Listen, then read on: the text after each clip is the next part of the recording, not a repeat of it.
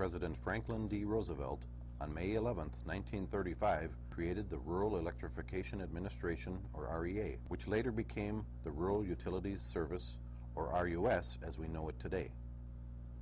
On March 18, 1938, the Wisconsin Power Cooperative completes its transmission line from the Chippewa plant into the Stetsonville substation. Thus, the west leg of the first section of the co-op system, with about 200 farms wired and ready for electrification, was energized. It really improved farming, even on you didn't have the water pumps, you had to pump everything by hand, to get water for the animals. So then right away people could keep more cows. And people started buying things like electric refrigerators and took the gas engine off the washing machine, put electric motor on. I mean, all these things happened. So right away it started people buying things. The general makeup of our membership has not changed, serving primarily single-dwelling residences, family farms, and small commercial businesses. In 1986, the year of our 50th anniversary, the government began buying out dairy farms. Soon, Taylor Electric's lines extended into neighboring counties. Afterwards, we started a big extension out in Lincoln County to a bunch of hunting shacks. We had about 15 or 20, I don't know how many we have now out there. But then we went to Lincoln County, and then with the houses starting, everybody was building houses.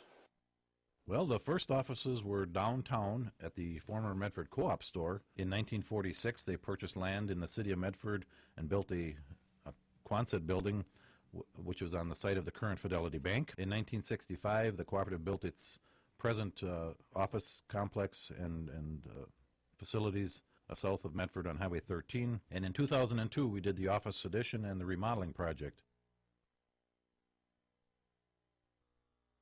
At the close of every fiscal year, the cooperative allocates excess margins. Once allocated, these retained margins are called capital credits. In 1956, the first capital credits were paid out to members who formed the cooperative and purchased electricity in 1936. This first retirement was in the amount of $266. Any unclaimed capital credits go into the Federated Youth Foundation. The money is tracked there, and any money that Taylor Electric Cooperative puts into the Federated Youth Foundation can be given back in the form of scholarships or community charitable projects.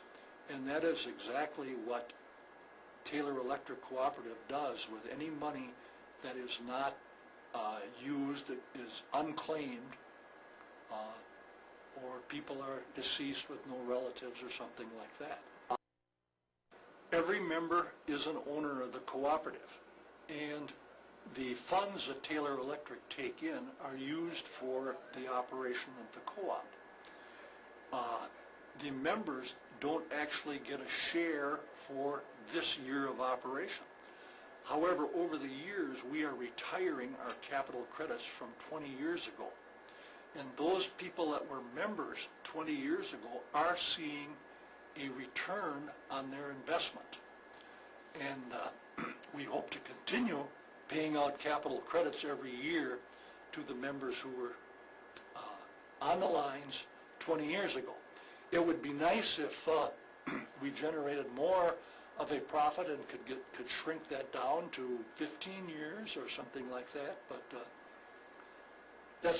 it's a good thing for a cooperative to be refunding money to their member for their participation 20 years ago. And it just pleased me when I could give a capital credit check out to the member. Here you are. This is what we're giving back to you for you using our electricity. The board.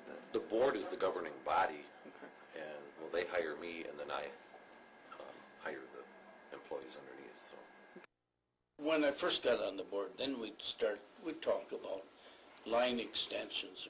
That was a big issue at that time. Somebody wanted a line different places, and the board had to approve these. And then when you bought trucks or equipment, or if you hired a manager, that's where I got the saying that the board's main job is to hire a manager and keep him honest. You know?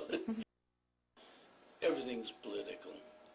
We can sit at a board meeting and talk for hours all about what's happening on this global warming and all this, and all these things are all things that we can't do a thing about.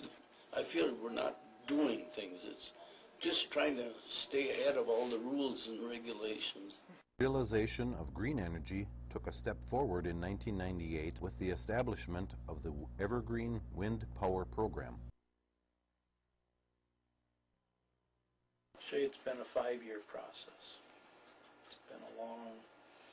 So originally it was with a different company that was going to be a joint venture between Dairyland Power and the digester people, and that kind of fell through, so then I went on it on my own, and it'll produce 300 kilowatts per hour, which is equivalent to about 220 homes, I'm told, average homes.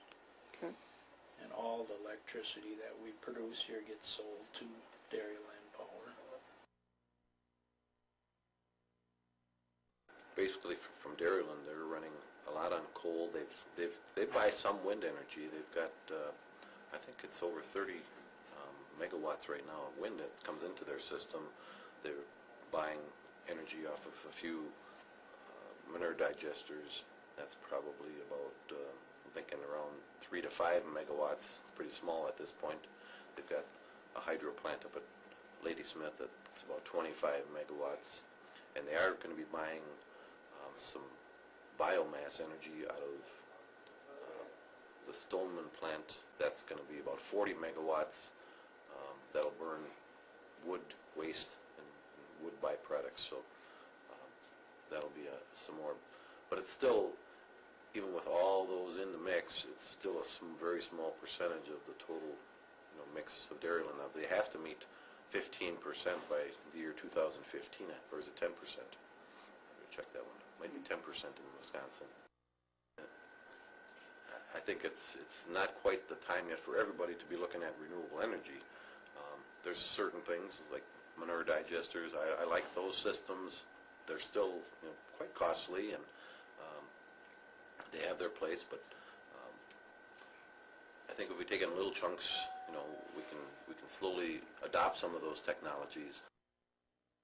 Before we went to automatic meter reading, every member, at least in my time frame, every member was reading their own meter and looking at a rate chart, calculating out their bill.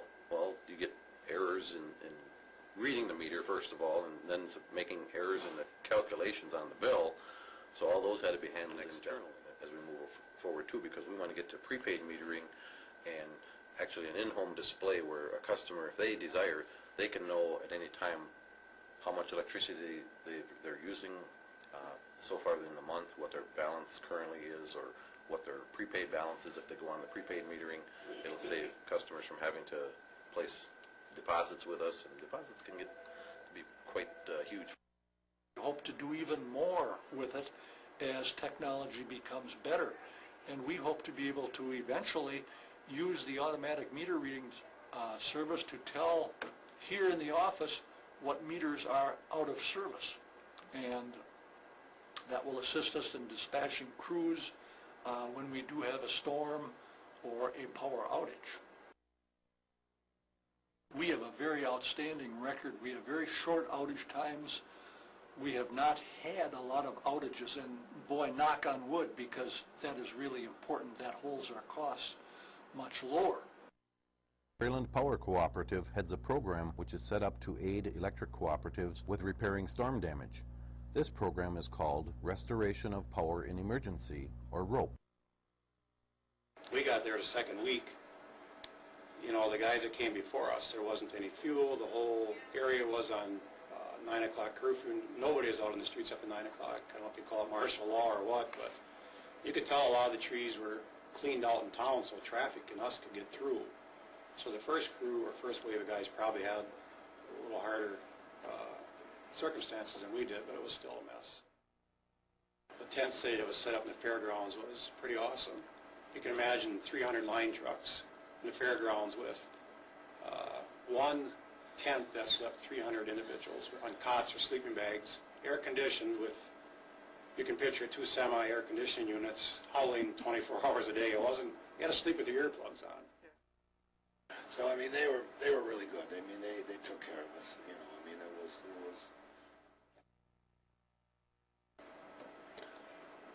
But they were the company that we worked for. They were line superintendent.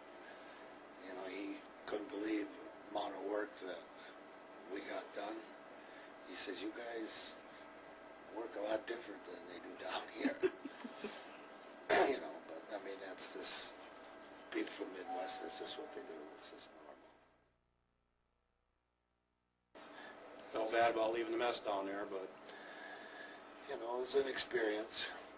You know, like both Danny and I, we've been to a lot of different places over the years in storm trouble, you know, but that was probably the worst we ever were at. I mean, it was basically, it was pretty much everything was gone.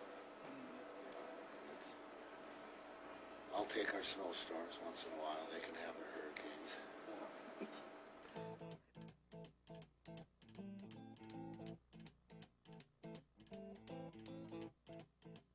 Rumors spreading round. United Texas town. A big threat to the co-op, of course, is legislative action. Congress can establish rules regulating the electric utility industry. And as a result of these rules, Taylor Electric and its supplier, Dairyland Power, have to follow the government regulations. There are many times that Taylor Electric Cooperative lobbies our legislators in favor of holding costs down to our members. We have an interactive website. There are a lot of things that can be done there. It has a lot of potential. It's still growing. And I'm sure that as the years pass, more and more people are going to become involved with the technology, with the computer updates. Thank you for allowing us the privilege to serve you for the past 75 years.